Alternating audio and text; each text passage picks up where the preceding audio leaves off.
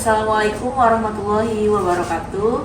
Baik, perkenalkan, saya Yaya Masulia. Saya adalah calon guru penggerak angkatan 9 dari SMA Negeri 21 Kabupaten Tangerang.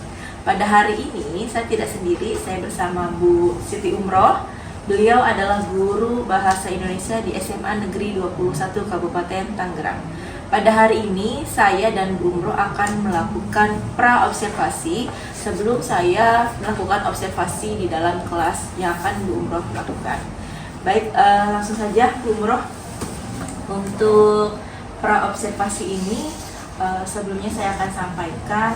Jadi untuk tujuan observasi ini untuk mengetahui dan mencari tahu tujuan dan langkah-langkah pembelajaran yang akan Ibu lakukan ketika saya melakukan observasi kelas ya Bu Umroh ya. Okay. Baik, kemudian di dalam pra-observasi ini ada beberapa pertanyaan yang akan saya ajukan kepada Bu Umroh. Okay. Yang pertama Bu, apa tujuan pembelajaran yang akan Ibu lakukan pada proses pembelajaran nanti? Langsung saya jawab nih ya. Ya, silakan. Sebelumnya perkenalkan juga saya Siti Umroh, rekan sejawat dari Bu Yaya di SMA N 21 Kabupaten Tangerang. Saya akan kolaborasi dengan Bu Yaya untuk observasi kelas. Tadi Bu Yaya bertanya tentang tujuan pembelajaran. Kebetulan saya mengambil KD tentang teks negosiasi. Tujuan teks pembelajaran saya ini saya lihat di RPP yang saya gunakan atau di modul yang saya gunakan, yaitu yang pertama tujuannya agar peserta didik itu mampu identifikasi struktur sebuah teks negosiasi, kemudian mampu juga mengidentifikasi kebahasaan sebuah teks negosiasi, dan selanjutnya bisa membedakan bahasa yang santun dan tidak santun ketika kita menyusun sebuah teks negosiasi.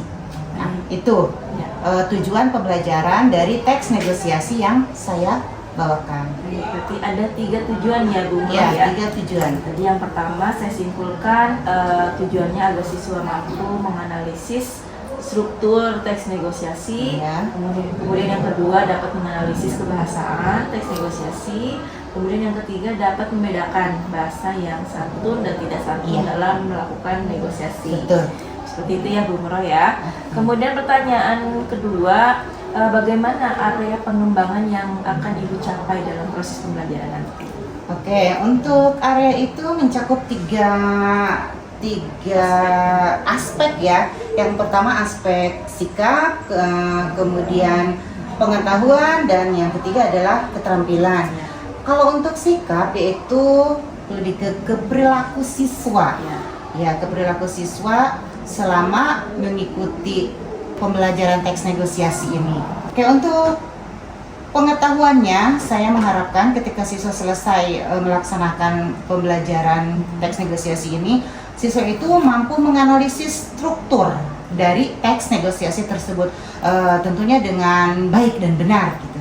Kemudian yang ketiga, keterampilan. Nah, untuk keterampilan ini saya menitik beratkan kepada kemampuan siswa untuk berbicara di depan kelas. Anak tersebut kebetulan saya per kelompok, jadi setiap kelompok itu 1 orang untuk menjadi perwakilan kelas, mempresentasikannya di depan kelas, di depan kawan-kawannya. Kemudian untuk kawan-kawannya yang tidak kebagian untuk presentasi, mereka merespon dari presentasi kawan-kawannya, sehingga ada timbal balik antara yang presentasi dengan yang sebagai peserta, mereka saling respon gitu. Begitu. Itu area. Area-area yang saya pengembangan dari teks negosiasi yang saya sampaikan kepada anak di kelas. Ada 3 area pengembangan ya Bu. Betul. Di antaranya sikapnya, Betul. kemudian pengetahuan, Iya, dan betul. keterampilannya. Siap, betul. Baik, untuk pertanyaan berikutnya Bu Umroh, tadi sebetulnya sudah sedikit digambarkan oleh Bu Umroh. Untuk rancangan pembelajaran nih, strategi atau model atau langkah-langkah yang akan Ibu lakukan di dalam proses pembelajaran nanti itu seperti apa? Kalau saya menggunakan metodenya itu PBL. Ya, saya menggunakan media PPT atau PowerPoint. Kemudian saya juga menggunakan semacam selembar kertas begini yang sudah berisi teks negosiasi. Kemudian saya bagikan ke setiap kelompok, satu kelompok 2 atau 3 lembar. Kemudian mereka ditugaskan untuk menganalisis teks tersebut. Nah, selain itu saya juga menggunakan LKPD sebagai pelengkapnya. Oke, berarti sudah dirangkum semua ya Bu ya? Sudah. Tadi pertanyaan saya untuk modelnya ya atau metodenya itu menggunakan PBL ya, Betul. Problem Based Learning, karena di sini anak-anak menganalisis ya, Iya, betul.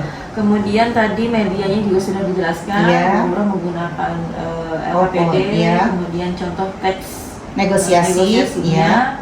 kemudian menggunakan PowerPoint juga Iya, ya Bu Umroh. betul. Baik, oke, begitu aja pertanyaan saya Bu Umroh. Kemudian kira-kira nih untuk melakukan observasi ini kira-kira di hari apa saya bisa masuk kelas Bu Umroh? Besok kebetulan saya ada jam di Besok kelas saja. 10, besok saja. Oh, Ya, iya. besok saja saya siapkan materinya dulu. Nanti besok kita sama-sama di jam ketiga dan keempat ya Bu. Baik, di jam ketiga Ketiga dan keempat di kelas 10-1. Di kelas 10-1. Iya. Oke. Saya tunggu ya Bu. Ya, baik Ibu.